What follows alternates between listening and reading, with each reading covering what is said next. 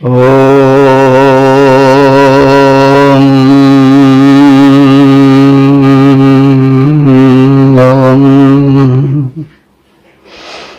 प्रेमियों, सुधी श्रोताओं, संप्रति हम सब ऋग्वेद के प्रथम मंडल के 96वें सूक्त के 7वें मंत्र की व्याख्या में प्रवेश करने जा रहे हैं।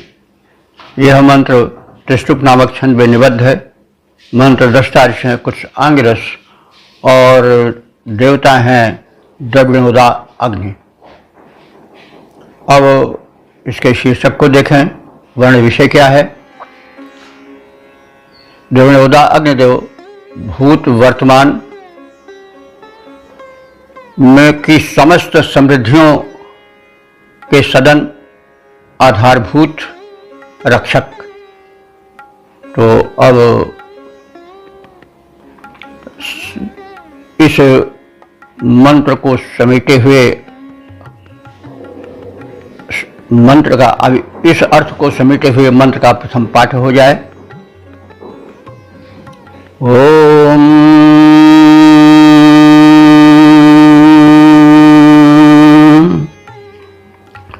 नू च पुरा च सदनम रैणां जातस्य च जायमानस्य च क्षां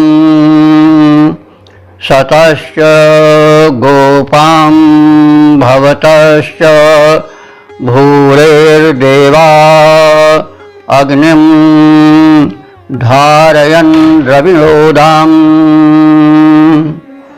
शब्दार्थ से परिचय प्राप्त करें। नू च पुरा च,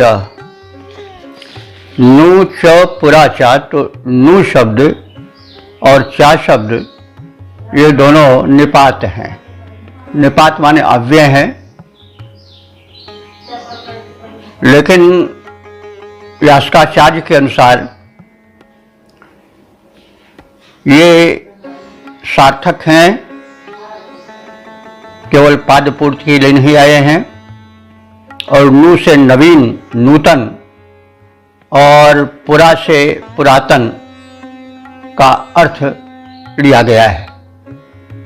शंकराचार्य ने इसे माना है और निरुक्त का उदाहरण दिया है।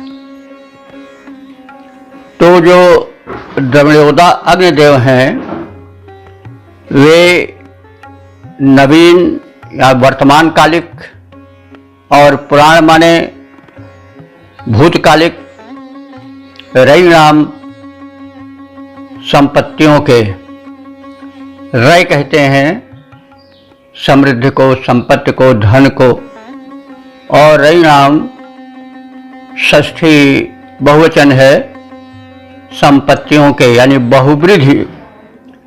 बहुविध समृद्धियों के, संपत्तियों के, रय के, धनों के। तो जो ये द्रविणोदा का अर्थ पहले किया जा चुका है। द्रविणम धनम ददाति द्रविणोदा, जो अग्नि सुख समृद्धि और धन के दाता हैं वो द्रविणोदा है। द्रविण धन को कहता है। तमेव विद्या द्रविणम तमेव। तो नूच नूतन और पुरातन सभी प्रकार की समृद्धियों के सदन है।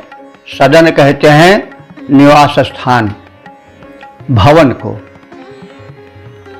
सीदति अत सदना, जहाँ बैठा जाए, रहा जाए, वह सदन है, सद धातु से बना है।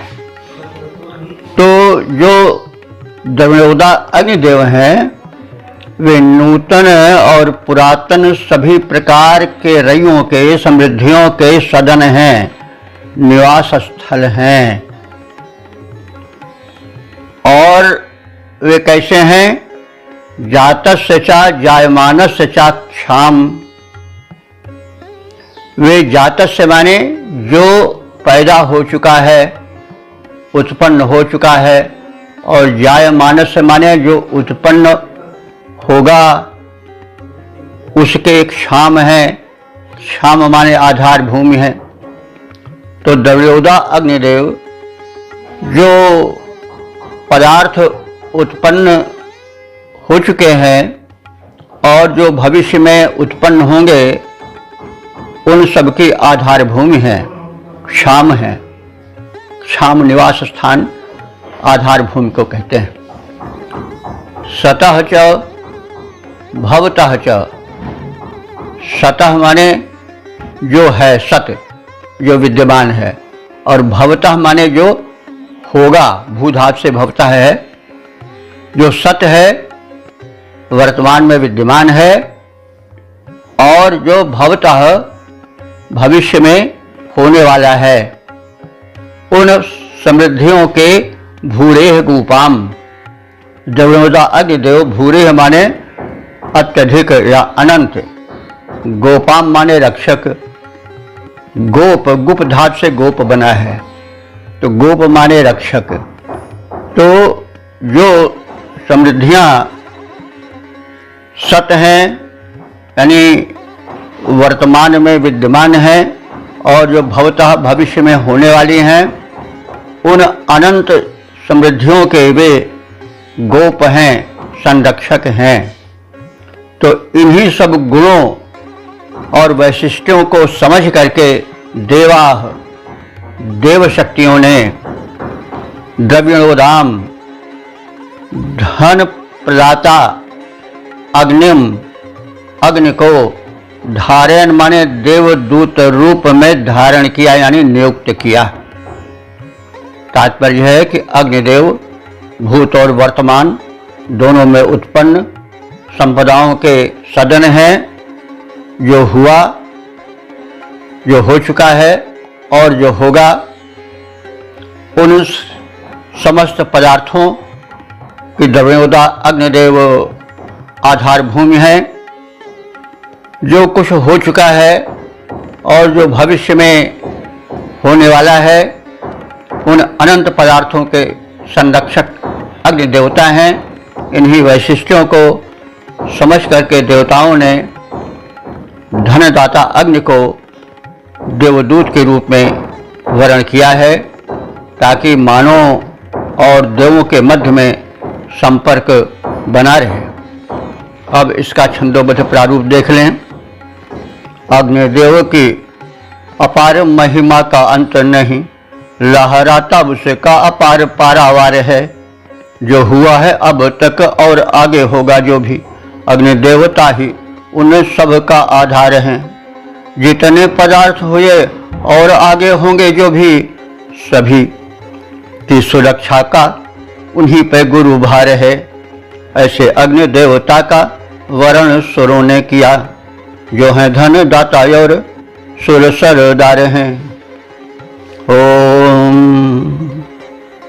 ओम।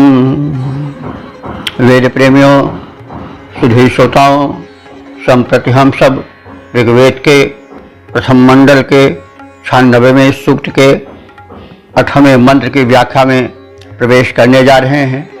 यह मंत्र त्रिशुप नामक छंद व्यंजबद्ध है। मंत्र दशतारिश कुछ आंग रस हैं और देवता हैं द्रविणोदा अग्नि। इस मंत्र का शीर्षक अथवा वर्ण विषय है, द्रविणोदा अग्नि हमें समस्त समृद्धि दें, पुत्र और परिवार को दीर्घायु प्रदान करें। अब संबंधित भाव को भरे हुए मंत्र का सर्वप्रथम पाठ हो जाए।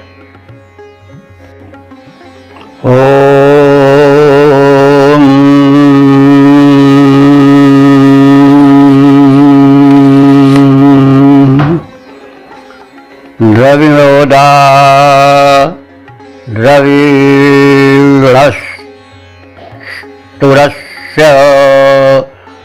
द्रविणोदाः सनरस्य प्रयंसत द्रविणोदा वीरवतीमिषं नो द्रविणोदा रासते दीर्घमायुः।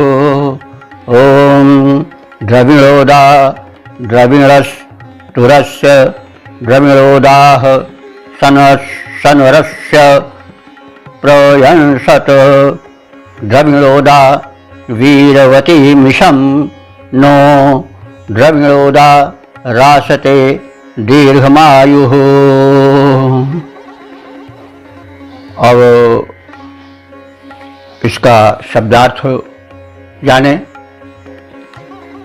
द्रविणोदा ये अग्नि का विशेषण है।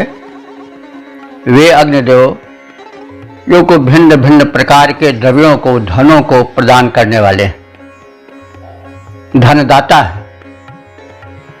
वे अग्निदेव तुरस्य द्रव्य रसः, तुरस्य माने जो जंगम हो, एक स्थान से दूसरे स्थान तक लाया जाया जा सके। तो ऐसे द्रविणसः धनों को प्रयंसत प्रदान करें। यंसत दान करें और प्रउपसर्ग लग गया, प्रयंसत हमें प्रदान करें। तो द्रविणोदाह तुरस्य द्रविणसः प्रयंसत, ये धन प्रदाता अग्निदेव हम उपासकों को जंगम, एक स्थान से दूसरे स्थान पर ले जा सकने वाला जो ऐश्वर्य है, जैसे रुपए, पैसे, सोना चांदी आदि, इनको दें प्रयंसत। और द्रविणोदाह ऐश्वर्य प्रदाता अग्निदेव सनस्य, सनस्य माने सेवनीय, सेवन करने योग्य अस्थावर समृद्धि भी यंसत प्रदान करें। तो स्थावर क्या है? जैसे वन है, वृक्ष है और भूमि है, खेत बाड़ी है, ये सब हम कह सकते हैं कि अस्थावर समृद्धियां हैं, संपत्तियां हैं, जिसे हम चल अचल संपत्ति कहते हैं। उसी को हम यहाँ कह सकते हैं कि तुरस्य और सनस्य। तुरस्य माने चल समृद्धि और सनस्य माने सेवन योग्य अचल संपत्ति। इन दोनों को द्रविणोदाह धन प्रदाता अग्निदेव नः प्रयंसत, हम सब उपासकों को प्रदान करें। द्रविणोदाह, ये द्रविण यानी धन प्रदाता अग्निदेव दीर्घम आयु रासते। दीर्घम आयु माने दीर्घ आयु, लंबी आयु। तो पूर्ण आयु 100 वर्ष की होती है और 100 वर्ष से जो आगे की आयु होती है वह दीर्घायु कही जाती है। तो इसका अर्थ हुआ कि ये जो धनैश्वर्य दाता द्रविणोदा अग्निदेव हैं, ये हमें दीर्घायुष्य प्रदान करें, शतायु से ऊपर की आयु दें। रासते, रा प्रदाने अर्थ में प्रयुक्त होता है, रासते प्रदान करें। वीरवतीम इशम नह, नह माने हम सबको, वीरवतीम माने वीर संताने, और वीरवतीम इशम पुष्ट अन्न को, इश कहते हैं अन्न को, इशम अन्न को। तो वीर अन्न से तात्पर्य हुआ पुष्ट अन्न। तो ये धन प्रदाता अग्निदेव हमें वीरवतीम इशम, वीर संताने और पुष्ट अन्न भी प्रदान करें। तात्पर्य हुआ कि धन प्रदायक अग्निदेव, जिन्हें द्रविणोदा कह करके संबोधित किया गया है, वे हमारे उपयोगार्थ जंगम जो धन संपत्ति चल है, रुपए पैसे आदि के रूप में, सोने चांदी आदि के रूप में, उस संपत्ति को प्रदान करें और वे ही धन प्रदायक अग्निदेव हमें अस्थावर माने अचल संपत्तियां भी प्रदान करें और उसके स्वामी हमें बनाए। और धनदाता अग्निदेव, द्रविणोदा अग्निदेव हमें वीर संतानें दें और पुष्ट अन्न भी प्रदान करें और हमें दीर्घायुष्य का दान दें। तो इस प्रकार से शब्दार्थ और भावार्थ के संक्षिप्त परिज्ञान के उपरांत हम पद रूपांतरण से इस अर्थ को जानने की चेष्टा करें। धन के प्रदाता अग्नि दाता हैं समर्थ, अस्तु याचित पदार्थ उपभोग, याचित पदार्थ उपभोग हेतु दान दें। चल और अचल समृद्धियां प्रदान कर, हमको समृद्ध करने का पूरा ध्यान दें। धन दाता अग्नि कर दें हमें महान, और पुत्र पौत्र हमको प्रचंड बलवान दें। पुष्ट प्रिय अन्न दें भंडार, वे हमारे भरें। दीर्घ आयु प्राप्त करें, ऐसा वरदान दें। धन के प्रदाता अग्नि दाता हैं समर्थ, अस्तु याचित पदार्थ उपभोग हेतु दान दें। चल और अचल समृद्धियां प्रदान कर, हमको समृद्ध करने का पूरा ध्यान दें। धन दाता अग्नि कर दें हमें महान, और पुत्र पौत्र हमको प्रचंड बलवान दें। पुष्ट प्रिय अन्न दें भंडार, वे हमारे भरें। दीर्घ आयु प्राप्त करें, ऐसा वरदान दें। ओम ओम। वेद प्रेमियों, सुधी श्रोताओं, संप्रति हम सब ऋग्वेद के प्रथम मंडल के 96वें सूक्त के 90वें मंत्र की व्याख्या में प्रवेश करने जा रहे हैं। यह मंत्र त्रिष्टुप नामक छंद में निबद्ध है। मंत्र दृष्टा ऋषि हैं, कुछ आंगिरस और देवता हैं द्रविणोदा अग्नि।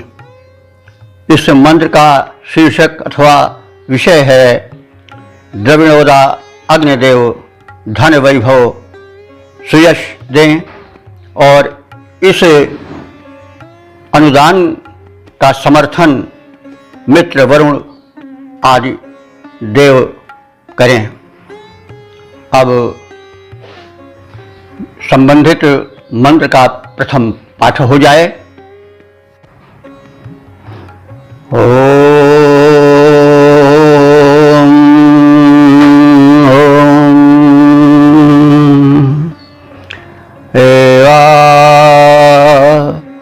नो अग्ने समिधा विधानो रेवत पावको शवसे विभाहि तन्नो मित्रो वरुणो मामहंता मदितिः सिंधु पृथ्वी उत द्यौः। शब्दार्थ से परिचय प्राप्त करें। पावक अग्नि, हे पावक अग्नि। अब पावक और अग्नि तो पर्यायवाची है, तो अब समर्थ ऋषि, त्रैकालदर्शी ऋषि दोनों को क्यों रख रहे हैं? स्वाभाविक है प्रश्न उठना, लेकिन हमें संस्कृत की शब्द शक्ति की ओर ध्यान देना होगा। संस्कृत में पर्यायवाची, वैदिक संस्कृत तो लौकिक संस्कृत की मूल है ही, उसमें भी वही गुण है।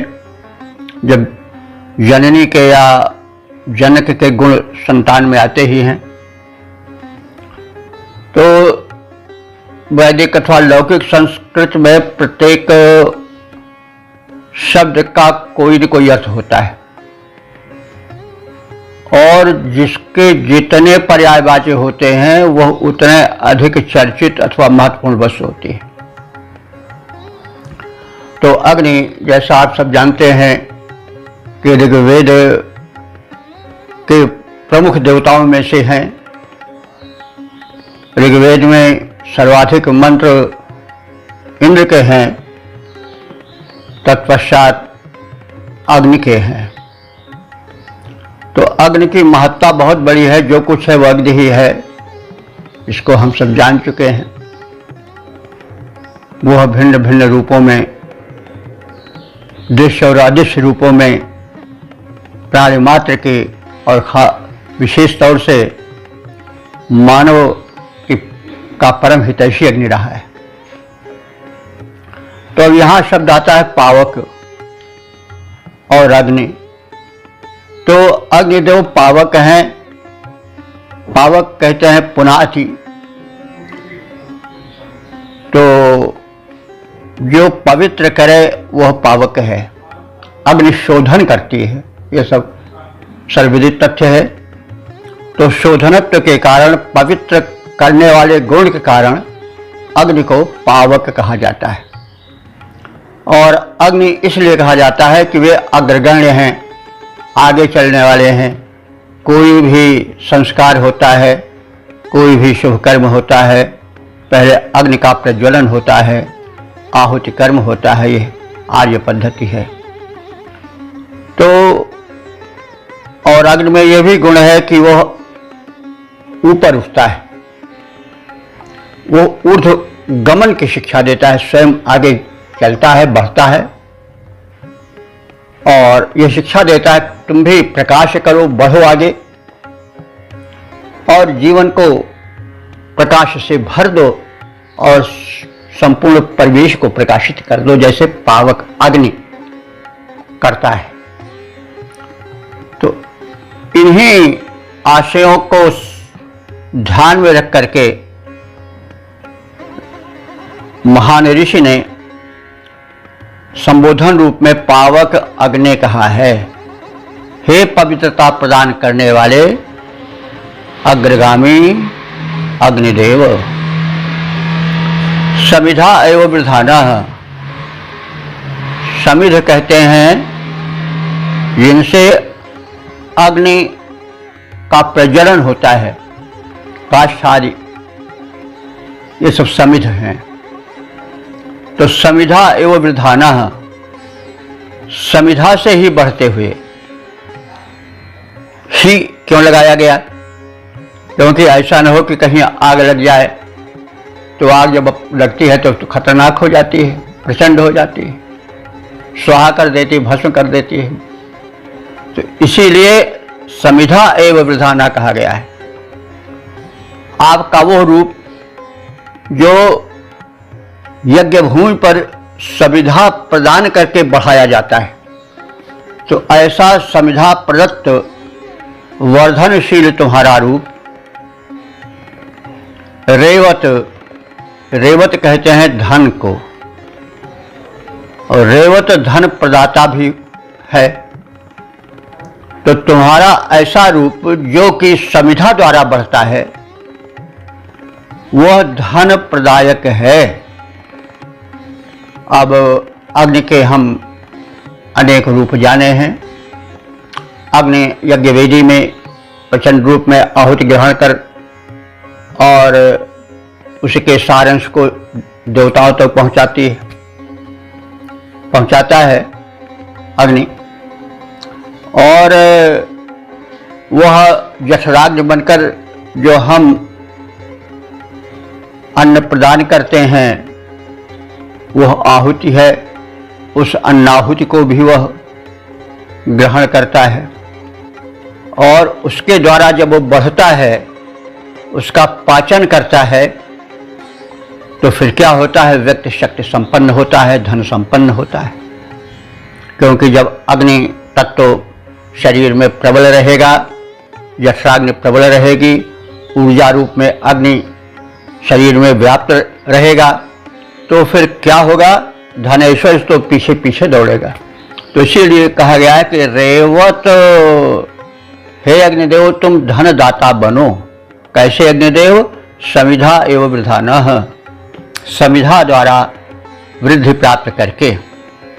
और ऐसे अग्निदेव नह सबसे विभाही, नह माने हम सब उपासकों के, सबसे माने सुजस के लिए, सबस कहते हैं सुजस को, सबस अन्न को भी कहते हैं, धन धान्य। तो सबसे हमारे सुजस के लिए चतुर्थी है संप्रदान अर्थ में, प्रयोजन अर्थ में। तो नह हम सब उपासकों के सबसे समृद्धि के लिए, सुजस के लिए, विवाह माने जो हो प्रकाशित हो, भा धातु है, भाति विभाति, विवाही प्रकाशित हो। तो हे अग्निदेव, हे द्रविणोदा अग्निदेव, नह श्रव से हम उपासकों के सुयश के लिए और अन्न धन धान्य आदि से समृद्ध बनाने के लिए तुम विवाह विशेष रूप से प्रकाशित हो। नह तत्, नह माने हम सबके, तत् माने इस कथित अभीष्ट का अनुमोदन मित्रः वरुणः अदितिः सिंधु पृथ्वी उत द्यौः, यानी जो निवेदन, जो प्रस्ताव भक्तिपूर्वक और आहुति प्रदान करके हमने अग्निदेव से निवेदन किया, उस निवेदन को मां महंता माने समर्थित करें। कौन? मित्र देवता। मित्र देवता यह दिनाभिमानी देवता हैं, दिन के कार्यों का निरीक्षण करते हैं और मित्र रूप में सबका हित करते हैं। सूर्य का ही एक रूप मित्र है। और वरुण, ये भी आदित्य वर्ग के देव हैं, जो वर्णीय हैं और जो रात्रिभिमानी देवता हैं, अर्थात रात्रि के उत्तरदायित्व को, कृत्यों को ये देखते सुनते रहते हैं और तदनुसार जो करणीय है उसे करते रहते हैं। तो दिनाभिमानी देवता मित्र और निशाभिमानी देवता वरुण और अदिति ही, अदिति देवी हैं, ये आदित्यों की माता हैं, द्वादश आदित्य हैं, उनकी जननी है। और अदिति जो है वो भूमि के लिए भी आता है। नादिति ही, जो खंडित न हो, वह अदिति है। यह संकेत कर रहा है कि धरती को, हे परमात्मा के प्रिय पुत्रो, तुम खंडित न करो। आजकल क्या होता है कि धरती के टुकड़े के टुकड़े के टुकड़े के टुकड़े होते जा रहे हैं। हम इस अखंड अदिति को, धरती माता को टुकड़े टुकड़ों में बांट रहे हैं और एक टुकड़े पर रहने वाला दूसरे टुकड़े का शत्रु बन जाता है। आप देख रहे हैं एक देश दूसरे देश को मिटा देने के लिए, गुलाम बनाने के लिए, धूल में मिटा देने के लिए तत्पर हैं और क्या क्या तैयार कर रहे हैं, मिसाइल्स, एटम बम्स, क्या क्या घातक संहारक। मनुष्य भी ये हमारा है, वो हमारा है, एक एक बांटे लेते हैं। इस हमारे हिस्से में मत आना, उस हमारे हिस्से में मत आना, सब इसी में लठ लिए तैयार हैं व्यक्तिगत लोग। तो कितना कष्ट होता होगा माता को जब उसके अंग बांटे जाते हैं, जब उसके पुत्र झगड़ते हैं, एक दूसरे के शत्रु बन जाते हैं, तलवार खींचे खड़े हो जाते हैं। तो कितना दुखद क्षण होता होगा माता के लिए। तो अदिति जो कि अखंड है, ऋषियों ने जिसे अखंडित माना है, उसको लोग खंडित न करें। और वे अदिति देवी माता हमारे कथित आशय को, याचना को अनुमोदन प्रदान करें। सिंधु माने समुद्र भी, समुद्र भाई धरती के 3/4 भाग समुद्र ही है, बड़ा विशाल है। समुद्र रत्नाकर भी है, तो समुद्र देवता से अमृत भी निकला है। और जहर भी निकला है। और तुलसीदास जी ने कहा है कि बंदों विधिपद रेणु भव सागर जेह कीन है यह, और संत सुधा ससिधेनु प्रगटे खल विष बारुणी। इसी समुद्र से अमृत भी निकला है, इसी समुद्र से विष भी निकला है, इसी समुद्र से मदिरा भी निकली है, इसी से कामधेनु भी निकली है। 14 रत्न आप सब जानते हैं निकले हैं समुद्र से। तो समुद्र रत्नाकर भी कहा जाता है। और समुद्र जब क्रुद्ध होता है तो फिर प्रलय भी मचा देता है। और हमारे तो पौराणिक मान्यता है कि धरती को समुद्र निगल जाता है और तब प्रलय का समय आ जाता है, प्रलय हो जाती है। तो इसलिए जो ऋषि है वो सिंधु को, सिंधु वाले नदी भी होता है लेकिन यहाँ सागर ही माना जाएगा क्योंकि एक वचन है। तो सागर जो रत्नाकर है वह, और द्यौ कहते हैं आकाश को। आकाश को पिता ऋषियों ने कहा है और अदिति को माता कहा है। तो पिता रूप में विद्यमान आकाश, क्योंकि आकाश ही से सारे अनुदान आते हैं धरती पर। आकाश ही में किरणें बिखरी रहती हैं, आकाश में ही तमाम पोषक द्रव्य भरे रहते हैं। सूक्ष्म रूप से वे वृष्टि के माध्यम से धरती पर आते हैं और वो धरती के वश बन जाते हैं। वे वृक्ष वनस्पतियों में समाहित होकर के फल फूल आदि रूप में पोषण प्रदान करते हैं और धरती के प्राणी उससे जीवित रहते हैं। तो इस प्रकार से ये जो अदिति हैं माता रूप में और जो देव पिता रूप में हैं, आकाश जो पिता रूप में हैं, ये सब जो हमने प्रथम द्रविणोदा अग्निदेव से निवेदन किया है और उनसे धन धनैश्वर्य की याचना की है, तो हमारी इस मांग को, हमारी इस याचना को कथित देवता समर्थन दे ताकि हम उसे सरलता से प्राप्त कर सकें।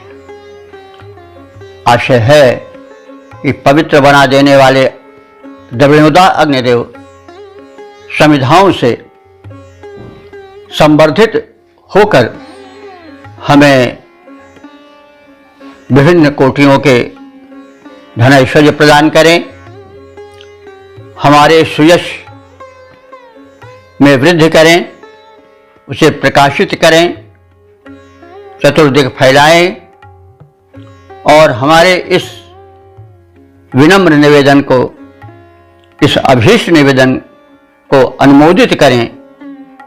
दिनाभिमानी देव मित्र, निशाभिमानी देव वरुण, माता अदिति, पिता देव आसमान, समुद्र देवता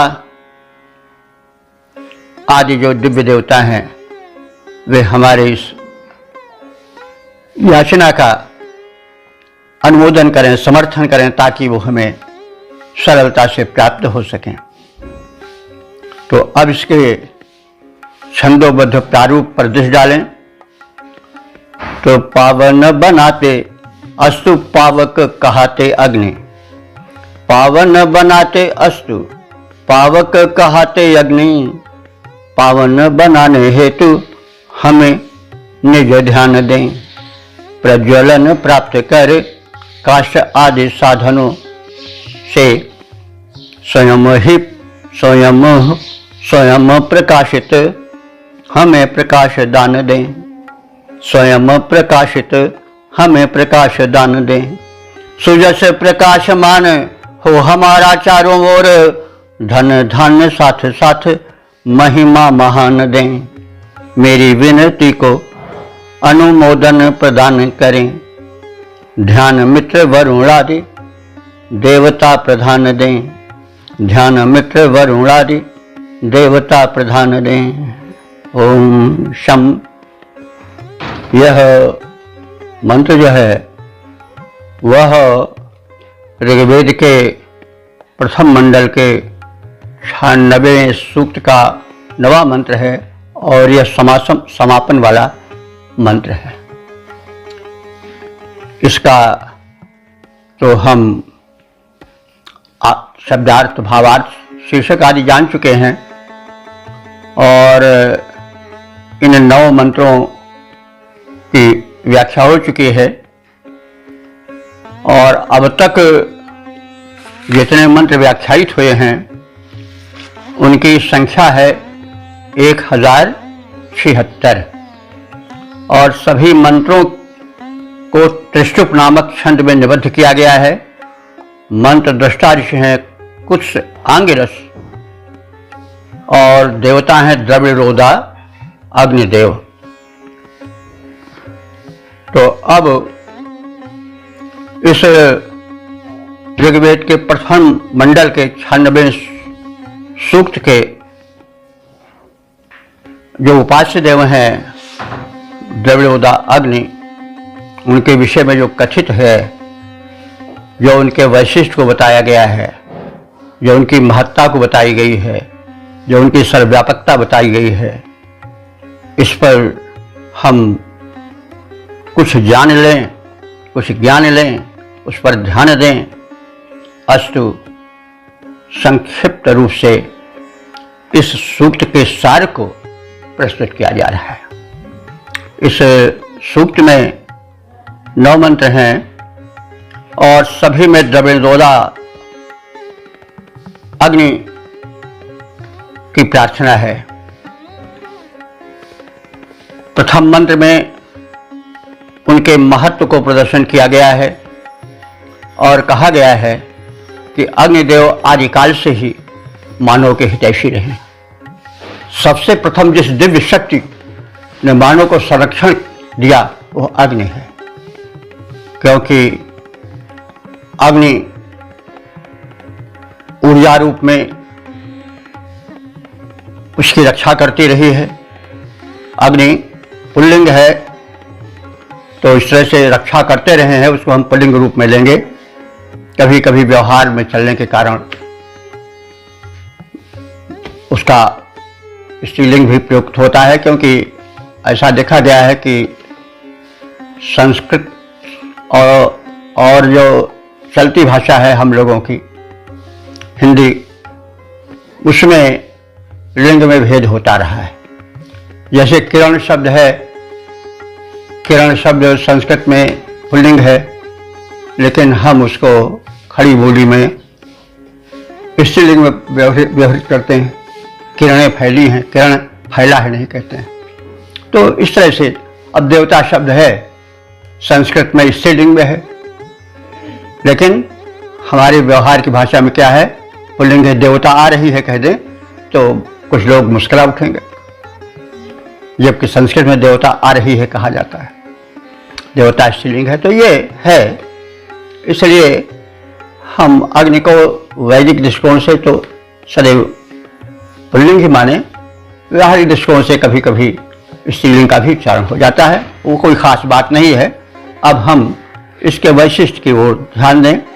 ऋषि ने बताया कि अग्नि जो है मानव के आदिकाल के सहायक है।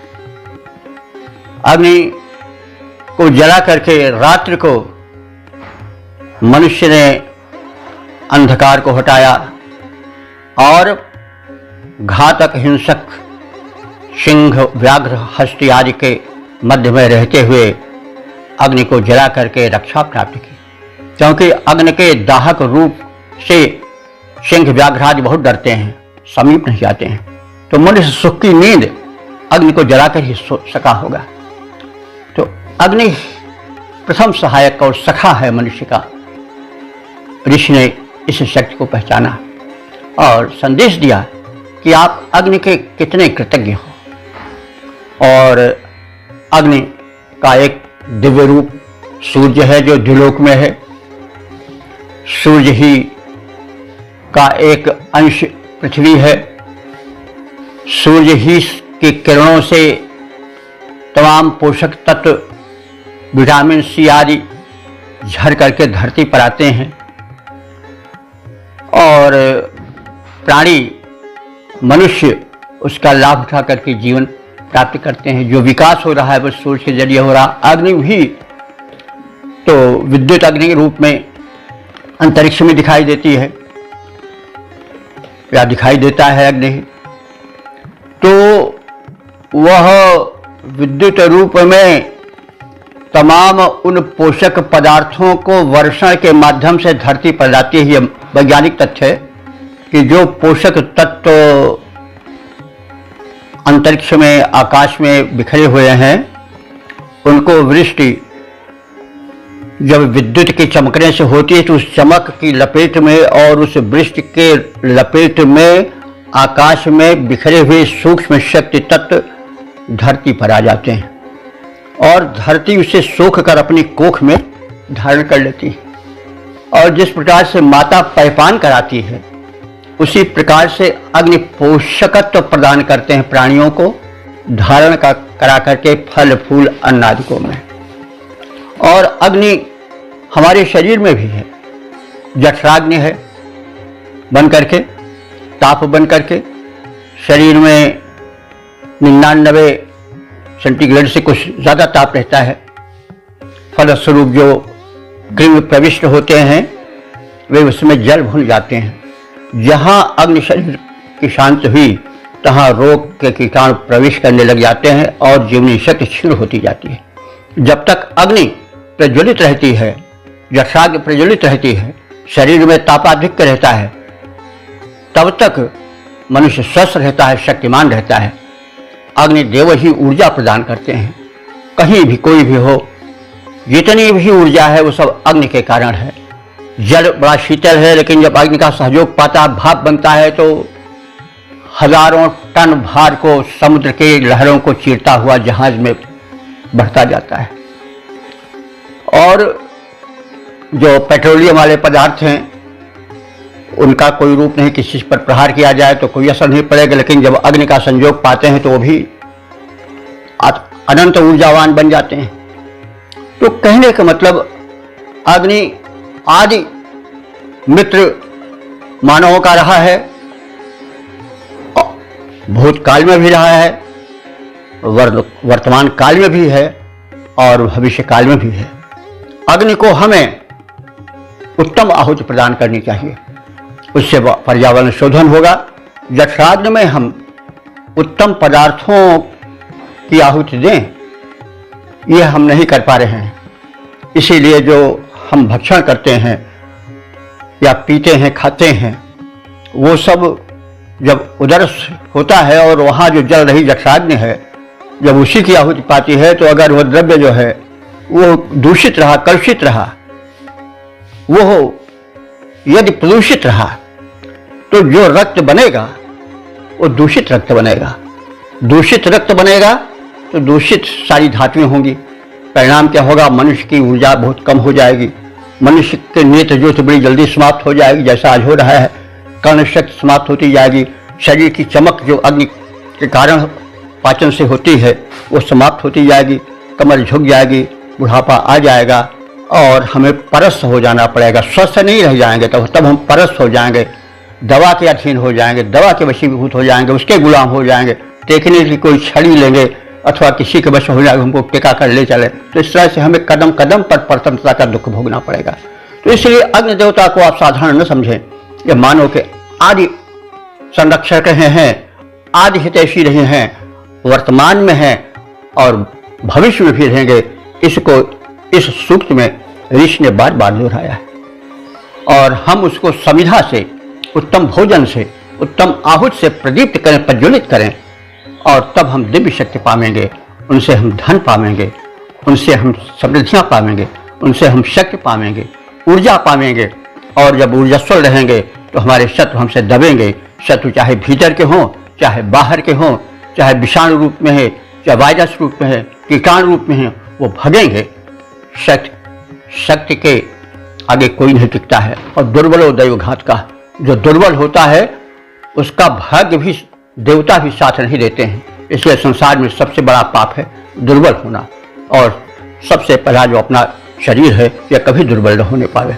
हम इसीलिए इसने कहा है कि जीव में श्रद्धा शतम, 100 साल तक ही जिए नहीं, पश्य में श्रद्धा शतम, 100 साल तक देखते रहे, शून्य में श्रद्धा शतम, श्रवण शक्ति भी हमारी 100 साल तक बनी रहे, और अधीन श्याम श्रद्धा शतम, और 100 साल तक निर्बल न बने, दीन न बने, दुखियारे न बने, किसी के सहारे से हमको न चलना पड़े, हम स्वावलंबी रहें, हम समर्थ रहें।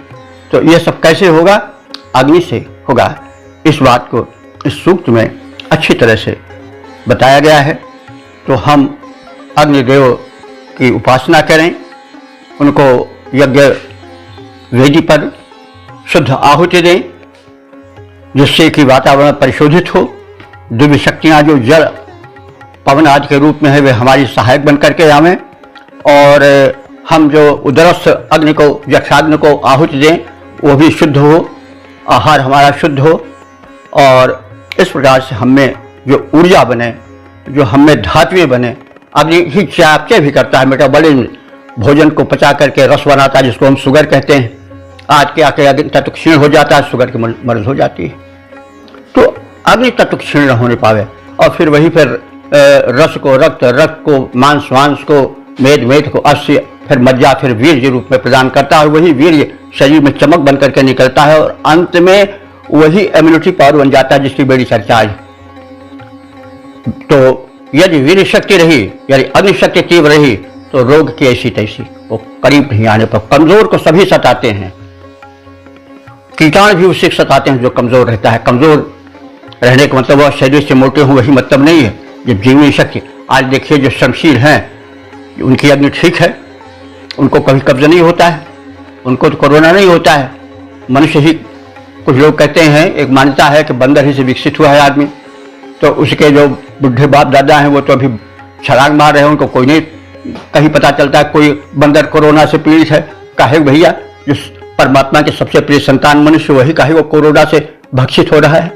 हमारी कहीं कमी है, हम उसको ध्यान नहीं देते हैं, हम देवता की सही उपासना नहीं करते हैं, उनको सही आहुति नहीं देते हैं। तो भाई जब हम जैसा करेंगे वैसे तो भरेंगे। हम दोष दूसरे को देते हैं, अपने को दोष नहीं देते हैं। यह मानव की सबसे बड़ी कमजोरी है। उसे इसलिए स्वाध्याय कहा गया है। आप अपना अध्ययन करो, अपने को समझो कि हम कहाँ हैं, हम किस स्थान पर हैं। हम क्या करते हैं? हम दूसरे को देखते हैं वो कहाँ, अपने नहीं देखते हम कहाँ हैं, कहाँ जा रहे हैं। इसलिए ऋषि कहीं प्रत्यक्ष रूप से, कहीं अप्रत्यक्ष रूप से यह संदेश देता है कि आप अग्नि के उपासक बनो। अग्नि जो है ज्ञानाग्नि भी होती है, बुद्धि की अग्नि सबसे तीक्ष्ण होती है, वह भी प्रज्वलित हो। हमारी जो है वो ऊर्जा, शारीरिक शक्ति भी प्रज्वलित हो, मानसिक शक्ति भी प्रज्वलित हो, और शक्ति का मूल तो अग्निदेव ही है। इसलिए हम अग्नि के उपासक बने। अग्नि को हम ऐसा सामान्य समझ करके उस विषय में बहुत हल्का विचार मत रखें। तो यह ऋषि संदेश देता रहा है, और इसलिए हम उस संदेश पर ध्यान दें। और एक बार फिर निवेदन है कि आप लोग जो है वेदों में प्रवेश करें, वेदों में गूढ़ संदेश को पढ़ें, तो आपको प्रतीत होगा कि हम वैदिक संदेश से दूर हट करके कितने पिछड़े हो गए हैं। हम अपने को भले बहुत प्रगतिशील कह लें, लेकिन हम बहुत पिछड़े हैं। हमसे तो आगे सारे पशु पक्षी हैं, स्वास्थ्य में उड़ रहे हैं, चहक रहे हैं आसमान में, सब छलांगे लगा रहे हैं, लेकिन हम ही जो हैं वो कराह रहे हैं। हमको बेड नहीं मिल रहा है, हमको ऑक्सीजन नहीं मिल रहा है। पवन देवता हम पर रुष्ट हो गए, क्योंकि ऑक्सीजन लेवल कम होगा। ऑक्सीजन को हम प्राणवायु क्यों नहीं कहते? प्राणवायु का लेवल कम हो गया हमारे ही कुकर्मों से, और उसका फल हम भोग रहे हैं कि आज यहाँ से वहाँ दौड़ रहे हैं, सर पीट रहे हैं। तो हम जो वैदिक देव हैं, अग्नि हैं, पवन हैं, इन आदि की उपासना करें और वैदिक संदेशों का पालन करें। कहा गया है कि न देवानाम मतवती शतात्मा जीवत। ऋग्वेद कहता है कि जो देव शक्तियों के विरुद्ध चलता है वो कभी शतायु नहीं हो सकता है। तो हम वैदिक संदेश को समझें, प्रचार करें, प्रसार करें, सुने। और हम काफ़ी कह चुके हैं, अब इसके पश्चात हम अपनी वाणी को विराम दे रहे हैं। और इस 96वें सूक्त की व्याख्या के पश्चात अब हम ऋग्वेद के प्रथम मंडल के 97वें सूक्त की व्याख्या क्रम में अगले एपिसोड में प्रवेश करेंगे। तब तक के लिए जय वेद भगवान की। ओम शम।